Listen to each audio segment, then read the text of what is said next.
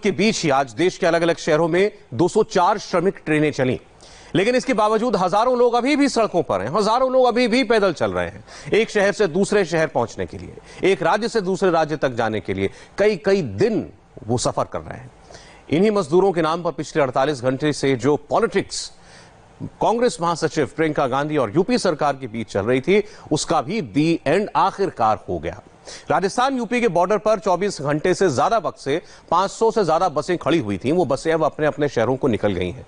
UP सरकार ने इन्हें अपने आने की अनुमति नहीं दी थी। आपको दिखाते हैं, मनीष भट्टाचार्य मेरे सहयोगी, वो खुद राजस्थान यूपी बॉर्डर पर मौजूद हैं और उन्होंने जो रिपोर्ट अभी वहां से भेजी है, देखिए। जो बसें राजस्थान उत्तर प्रदेश की सीमा पर खड़ी थी वो वापस लौटनी शुरू हो गई है। देखिए, तमाम बसें इधर से घूम के जा रही हैं। ये बसें यहीं पर खड़ी थी। 500 बसें लगभग 24 घंटे से इंतजार कर रही थी कि इन बसों को उत्तर प्रदेश में सीमा दी जाए, लेकिन फिलहाल उत्तर प्रदेश सरकार की तरफ से अनुमति नहीं दी गई है। राजस्थान सरकार के तमाम नेताओं का कहना है कि हमने तमाम कोशिशें करी, लेकिन हमको अनुमति नहीं दी, लिहाजा हम इन 500 बसों को अब यहां से हटाकर जिन जिलों से आई थी इन बसों को उन जिलों में रवाना कर रहे हैं। आप देख सकते हैं, ये जो बसें यहाँ पर लगी हुई थी, अब धीरे धीरे पूरा रास्ता खाली हो गया है और ये तमाम जो बसें हैं वो घूम के, यानी आगे की तरफ से घूम के अब वापस अपने जिलों की तरफ जा रही हैं। 24 घंटे से ज्यादा का वक्त, लेकिन कोई भी निष्कर्ष नहीं निकला और आखिरकार यही हुआ कि अब ये बसें जो इंतजार कर रही थी उनको रवाना करना पड़ा उनके वापस घर की ओर। दरअसल सवाल ही कहीं खो गया। सवाल बस का था ही नहीं, सवाल तो मजदूरों का है, जिनके पास न खाने को है न जेब में पैसा है, इसलिए वो मुसीबत और भारी हो चुकी है उन पर। इंडिया टीवी के रिपोर्टर्स ने सड़क से ट्रैक तक जहां जहां वो जा सके पूरी जांच रिपोर्ट तैयार की और ये रिपोर्ट आपको हम दिखाएंगे। उससे पहले कुछ डेटा आपको देखना चाहिए ताकि आप ये जान पाएं कि कितने बड़े स्तर पर अप्रवासी मजदूरों को उनके घरों तक पहुंचाने में सरकारें आखिरकार जुटी हैं। कुछ आंकड़े आपके लिए हमने तैयार किए हैं, वो आपको हम बता दें कि इस वक्त 1 मई से लेकर अभी तक 1600 से ज्यादा ट्रेनें चलाई जा चुकी हैं। 1 मई से जब यह फैसला किया गया था कि श्रमिक स्पेशल ट्रेनें चलेंगी, 1600 से ज्यादा ट्रेनों में 21 लाख मजदूर, 21.5 लाख अपने घरों को मजदूर जो हैं वो पहुंच चुके हैं। ये एक बहुत बड़ी संख्या, लेकिन बहुत बड़ी संख्या अभी भी इंतजार कर रही है।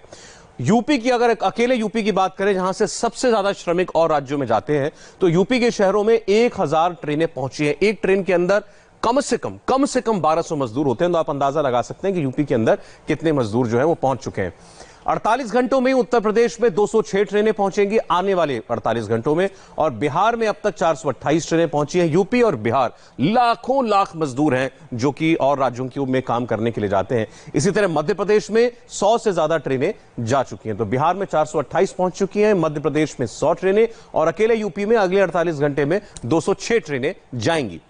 हरियाणा से अब तक 53 ट्रेनें चली हैं। हरियाणा भी एक इंडस्ट्रियल हब है, तो वहां भी बहुत सारे मजदूर आते हैं और राज्यों से।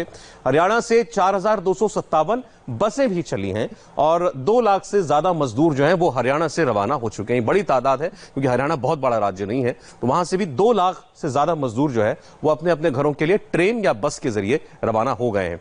अब इतनी ट्रेनें चलने के बावजूद मजदूरों की बेबसी की तस्वीरें देखने को मिल रही हैं।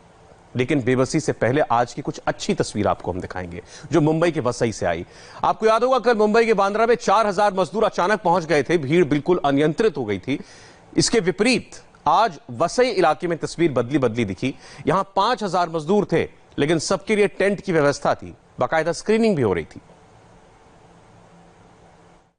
इस वक्त हम हैं वसई के सन सिटी इलाके में और यहाँ पर करीब 5000 प्रवासी मजदूर इकट्ठा हुए। इन सभी मजदूरों को आज ट्रेनों के जरिए उनके गांव भेजने की व्यवस्था की गई है। जौनपुर और बनारस के लिए ट्रेनें आज वसई स्टेशन से निकलने वाली और उन्हीं के लिए ये तमाम लोग यहाँ पर इकट्ठा हुए। ये सिस्टम देखिए, ये भी जरूरी क्यों है।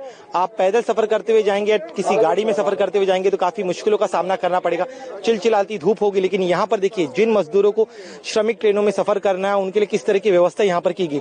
सबसे पहले तो मैं आपको पूरा ये पंडाल बताना चाहूंगा। इस पूरे बड़े से ग्राउंड में एक भव्य पंडाल बनाया गया ताकि जो प्रवासी मजदूर यहाँ पर आए हैं उन्हें धूप की परेशानी ना उठानी पड़े।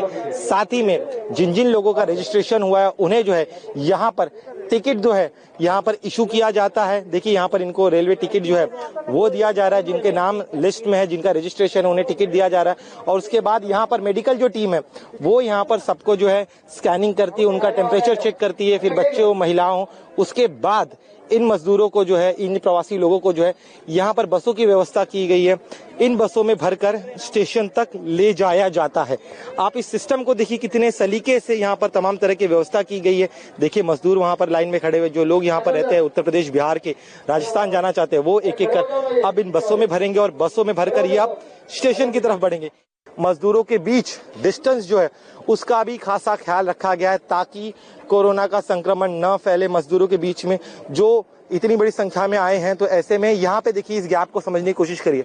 एक मजदूर का एक जत्था यहाँ बैठा हुआ है, उससे करीब 20 फीट की दूरी जो है यहाँ पर दूसरा 20 फीट के अंतर पर दूसरा रो जो है वो बनाया गया है। और सामने वहां पर आप एक लाइन देख सकते हैं बसों में जाने वाले मजदूरों की, प्रवासियों की। साथ ही में अब हम आपको अन्य हिस्सा भी आपको दिखाना चाहूंगा। देखिए वहां पर, देखिए किस तरह से वहां पर भी लोग बड़ी ही शांत से संयम होकर अपनी बारी का इंतजार कर रहे हैं। कहीं पर कोई भी पैनिक नहीं है। काफी सारी व्यवस्था है, जैसे हम लोगों को पानी और कुछ खाने के लिए स्नैक्स जैसा व्यवस्था किया गया। हम लोगों को मतलब यहाँ आने के बाद अच्छा लगा। आप यहाँ पर कहाँ जाने के लिए आए हैं और अब तक कब से यहाँ पर इंतजार करो, यहाँ की सुविधाओं के बारे में आप क्या कहेंगे? सर सुविधा सही है, हम बनारस जाना चाहते हैं अपने गाँव।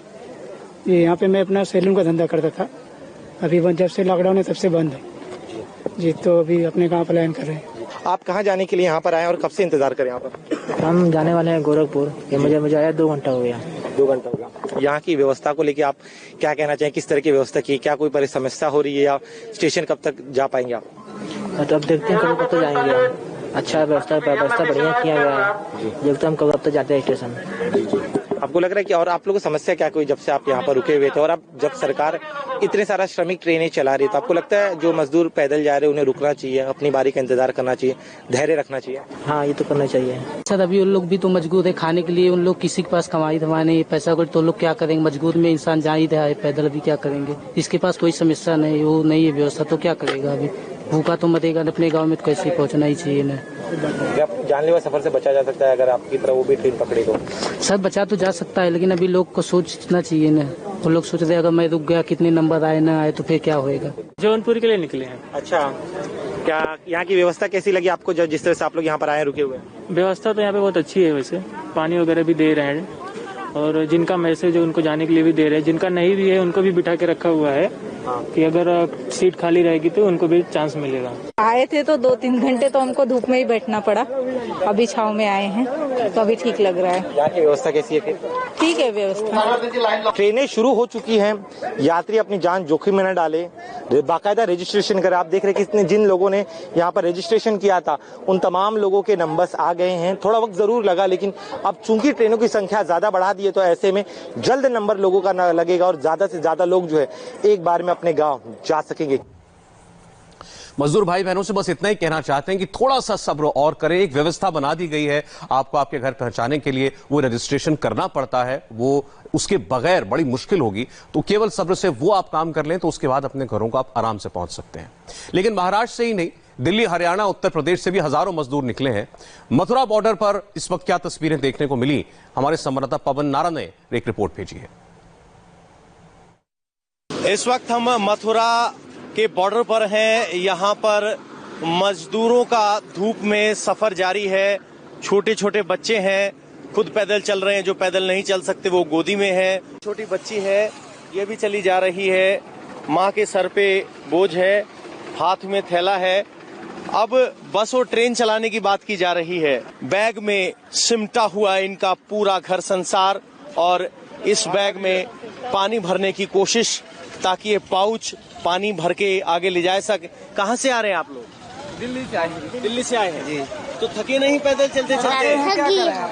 थक गए तो क्या करें, रास्ते रास्ते रोते आए हैं। बता दो किला कितना महंगे लूट रहे हैं। अरे बहुत ले रहे हैं सर, 5 किलोमीटर। सामने अगर बॉर्डर जाएगा ना, सामने बॉर्डर पे तो बस लेके जाएगी आपको? जी सर। बस लगाई है जी सर। बॉर्डर पे तो जाइए, आप सड़क पे मत रहिए, धूप लग जाएगी। तो अगले सफर के लिए तैयार हो रहे हैं। बोतल में यहाँ पानी भरा जा रहा है। भोजन और पानी यहाँ स्थानीय लोगों की तरफ से दिया गया है। उस पाउच को इस बोतल में भर रहे हैं। बच्चे को यही काम दिया गया है, कम से कम इनके पास आगे के सफर के लिए पानी हो। हम बस आपसे यही बताना चाहेंगे कि आप पैदल ना जाएं, यहाँ अगर पुलिस हो तो उन्हें कहिए कि हमें भिजवाइए, आप पैदल ना निकले। ठीक है। और अब इस बच्ची की मुस्कुराहट देख लिए, इसे कहते हैं संघर्ष में मुस्कुराना। बच्ची पैदल चल के आई, थकी है, लेकिन पानी मिल गया तो इसी बात पे खुश है, चेहरे पे मुस्कान है।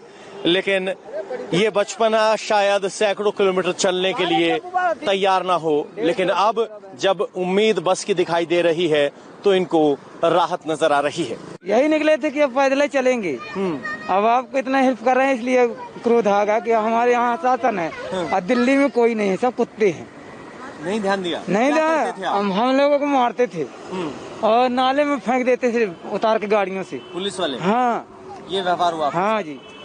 तो फिर दिल्ली में काम क्या करते थे आप? काम कुछ नहीं करते थे, और काम ही कहाँ करने को मिला जी। नहीं, पहले जब लॉकडाउन नहीं, पहले करते थे लेबरगिरी, और जब बंद कर दिया तब क्या करें, अब भूखे प्यासे मर रहे हैं। यहाँ से पन्ना के लिए बस चलेंगी, बस हो तो जाइएगा, वरना आप यही शिविर में रुक जाइए, सड़क पे मत उतरिए। ठीक है, ठीक। तो देखिए, ये कम से कम राहत की बात यह है कि कुछ समाज सेवी संस्थाओं ने यहाँ सब्जी पूरी का इंतजाम किया है। जो थका हारा मुसाफिर आता है उसके लिए पानी है, सब्जी है, पूरी है, जो यहाँ चले आ रहे हैं। आप कहाँ से चले आ रहे हैं भाई साहब? हम JNK से आए हैं, उधमपुर। उधमपुर से जी? तो वाहन में आए या पैदल आए? वाहन में आए, पैदल भी आए, सब तरह। अच्छा, कितने दिन लगे यहाँ तक? यहाँ तक 3 दिन लग गए, 1-2 दिन तो दिल्ली में ही ठोक दिया हमको। दिल्ली तक? आजादपुर 2 बार आए, उधर से बस में बैठा के फिर हरियाणा के बॉर्डर में ठोक दिया। अच्छा, रात को हरियाणा के बॉर्डर में हमको फेंक दिया दिल्ली वाली पुलिस। वो नाला है ना, राजधानी नाला सिंगू कहलाता है, सिंगू बॉर्डर, सिंगू में नाले के पास हमने कल रात को जाए। उधमपुर जम्मू कश्मीर से चले आ रहे हैं, 3 दिन में दिल्ली पहुंचे हैं, ट्रक में सवार होकर आजादपुर आए, आजादपुर से वापस हरियाणा में छोड़ दिया गया और अब ये संघर्ष करते करते हरियाणा पार। जिस दिन मैं गया हूँ उस दिन की टिकट देखिए, अभी आ रहा हूँ, कितने दिन हो गए मेरे को गए, और 1 दिन काम नहीं किया। अच्छा, अभी गए थे आप परिवार के साथ? जी। तो ये किस तारीख की टिकट है? इसमें लिखा 14 तारीख की टिकट है। 14 मार्च को गए थे और अभी खाली हाथ वापस आ रहे हैं, इसीलिए तो लॉकडाउन हो गया। तो ये दिक्कत है, ये परेशानी है उस मजदूर की जो सड़क पर उतरा है। मथुरा बॉर्डर से आगरा के लिए कुछ प्राइवेट बसें हैं जो चल रही हैं, मजदूरों को भरकर ले जा रही हैं। जरा इनसे बात कर लेते हैं। यहाँ बहुत सारे मजदूर हैं। सर, आप कहाँ जाना चाहते हैं? बस कहाँ तक लेके जा रही है आपको? हम ये जा रही है, आगरा जा रही है। आगरा जा रही है? हाँ। तो कितना किराया लिया जा रहा है? 150 रुपया। 150 रुपए एक आदमी के लिए? 150 रुपए? हाँ, एक आदमी के लिए 150। तो आगरा से आगे कैसे जाएंगे भाई साहब? ये आगरा से सर बस लगी हुई है, वहाँ से रोडवेज बस स्टैंड से। रोडवेज बस लगी है। पहले जो कोसी मंडी था उसका क्या हुआ? उसका सर अभी हमको नहीं पता है। हाँ। अभी हम फिलहाल में भी यहीं पे ही हैं। अच्छा। हम यहाँ रात के रुके हुए थे। हाँ। तो अभी हमको तो खाली बस यहीं से आगरा तक का मिल रहा है। 1 2 3 4 5 6 7 8 ऐसे करते हुए पूरी खचाखच भरी बस है। 150 रुपए पर यात्री वसूला जा रहा है। सोचिए, जो मजदूर ट्रेन की टिकट नहीं खरीद पाया, सड़क पर पैदल निकला है इस उम्मीद में कि कैसे पहुंचे, पैसे नहीं है, वो अब इस तरह प्राइवेट बसों से जा रहे हैं। सवाल ये है कि अगर बस आगरा से चल रही है तो वो इस बॉर्डर से क्यों नहीं चल सकती, और क्यों मजदूरों को 150 रुपए देने पड़ रहे हैं यहाँ बॉर्डर से आगरा तक जाने के लिए। सबसे बड़ी विडंबना तो